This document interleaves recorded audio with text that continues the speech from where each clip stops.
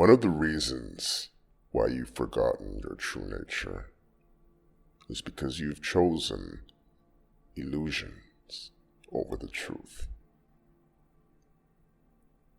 You must realize everything that you see and experience is just a dream, a play of short-lived forms.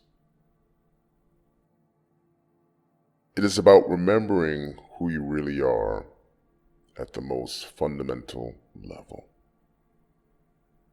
That's pure total awareness.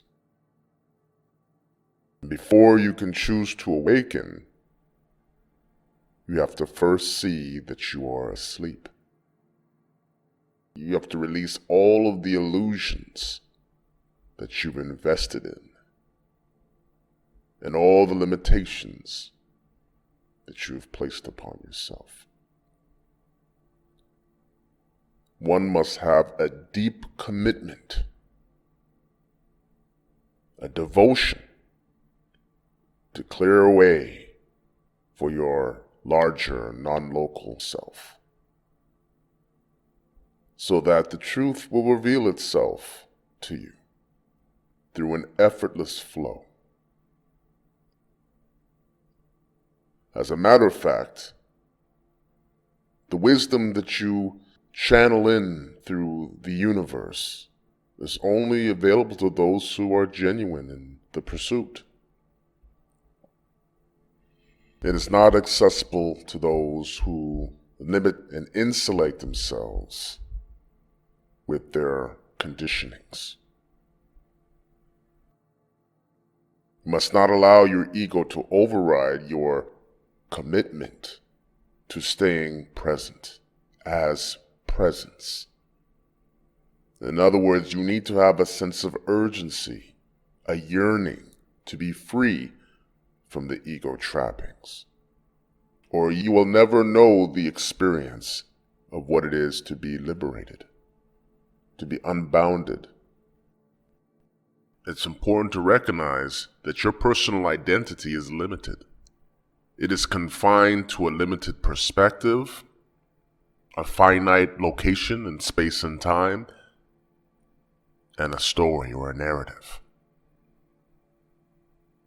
The walls or boundaries of separation need to be dismantled before you can embrace fully your unconditioned self. Stop making excuses by listening to the false voice in your head that you mistake to be yourself. The ego's greatest trick was convincing the world that it does not exist by disguising itself within the minds of sentient beings. This is done in order to avoid being discovered. The ego only gets its power from your energetic attention. It would do anything it can to sabotage. It would like to convince you that you will never accomplish anything because you have no ability to shape your outcome.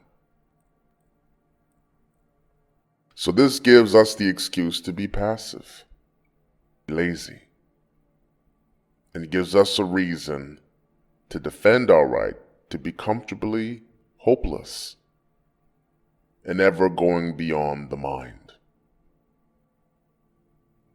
It allows us to live off an excuse so that we are comfortable in the depths of our sorrows, suffering, victimhood, our despair, without any accountability. We even give up the need to try. We find contentment in our discouragement, our frustration, because it's all that we've known. It's familiar. You as awareness have to play past that, where you recognize you are the star, and everyone or everything which is a projection of you is just a supporting cast. It's important not to get caught up in the con game of the egoic mind whose firewall protects one from waking up to the God mode of their being. The collective ego only has an interest of you becoming an assimilationist in the matrix system, so that you are subordinate, subservient, all work, no questions asked, keep you living reactionary, so that you remain ineffective. There are always unconscious reasons that motivate the way we think and our behavior. And it's our responsibility to look at all of the deflection tactics, the strategies, the roles that the mind plays in getting us boxed in. It's important to see yourself beyond the scope of what you were told to believe, beyond your ideas of who you think you are, the self-portrait that you have painted, which is completely false and inaccurate. It can never bring you to inner peace, to stillness, because it's a facsimile. It's fictional. And when we take ourselves to be the person, we accept our limitations, inadequacies, and hold dear to our powerless state of mind.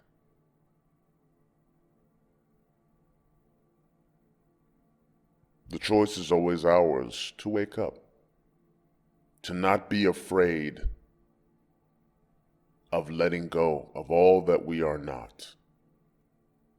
Do not allow the mind to be oppositional, to put up more bricks on the foundation of a sense of a separate self.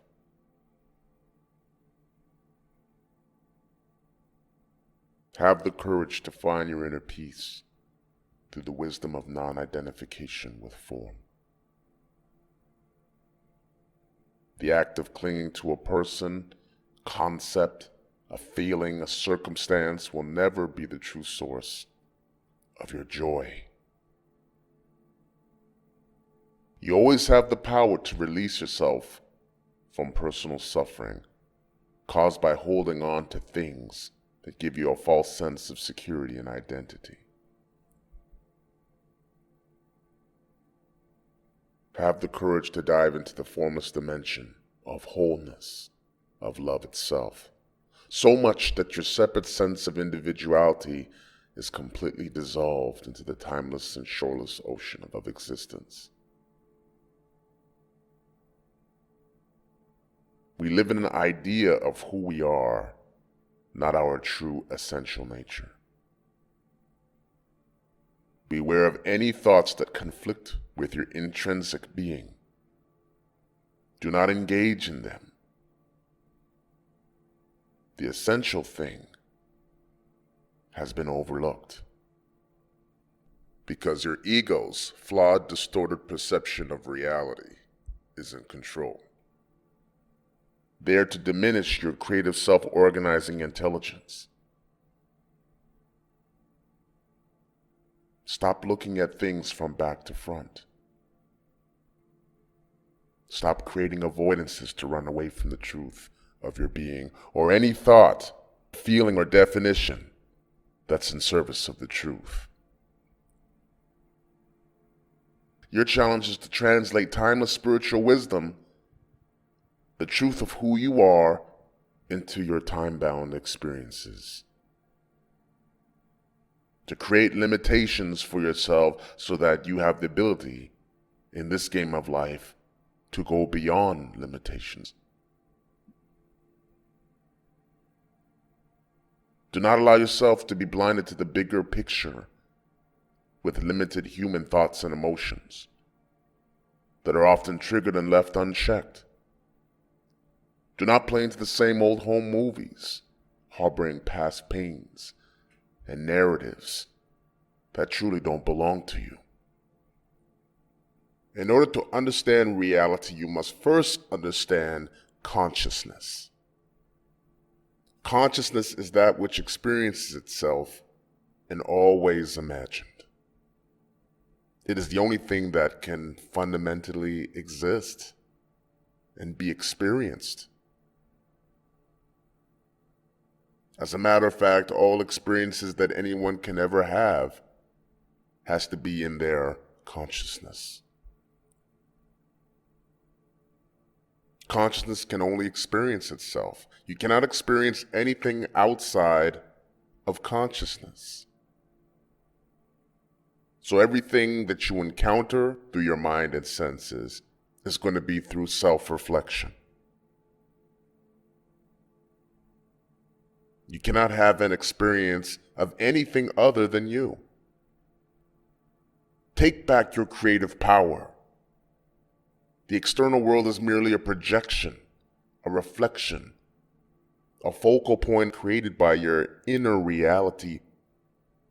For everything is a mere reflection of yourself in order to give you a relational experience in time. You are the primordial, fundamental truth of existence. Existence and consciousness are synonymous.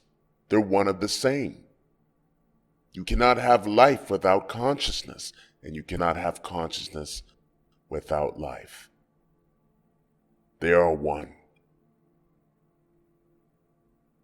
Instead of allowing your mind to push out wholeness or infinity, merge back with it. Take your rightful place as undifferentiated total awareness. As soon as I see you as an isolated, separate human being who doesn't have anything to do with me, the power of divine love cannot flow between us. Life is an infinite ocean of conscious vibrational energy. We are all but a play of short-lived patterns of waves, rising up, having an illusory appearance of a separate life, and eventually falling back into the timeless primordial ocean of Source. You will never be truly satisfied and at peace until the innermost dimension of your undisturbed, witnessing presence flows fully into your everyday experiences.